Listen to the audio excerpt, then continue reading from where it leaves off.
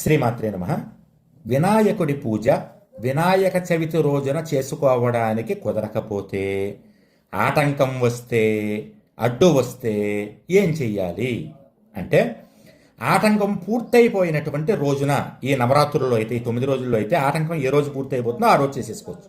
ఉదాహరణకు ఆడవాళ్ళకి ఇబ్బంది వచ్చింది, వినాయక చవితి కుదరలేదు, అందుకని ఆడవాళ్ళకి ఇబ్బంది అయిపోయినటువంటి 5వ రోజున, 4 రోజులు 3 రోజులు 4 రోజులు తొలి స్నానం, 5వ రోజు మారు స్నానం కదా, 5వ రోజు చేసేసుకోవచ్చు.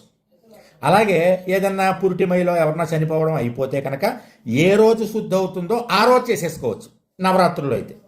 ఒకవేళ అలా కుదరలేదండి, అవలేదు, దాటిపోయే నవరాత్రులండి అనుకుంటే కనుక మళ్ళీ వచ్చేటటువంటి చవితి అంటే మహాళయ పక్షాల్లో చవితి రోజున చేసుకోవచ్చు. అలా కూడా కుదరలేదండి, లేకపోతే మహాళయ పక్షాల్లో చేసుకోవడం మాకు ఇష్టం లేదండి అంటే, వినాయక చవితితో సరిసమానమైనటువంటి చవితి ఒకటి ఉంది.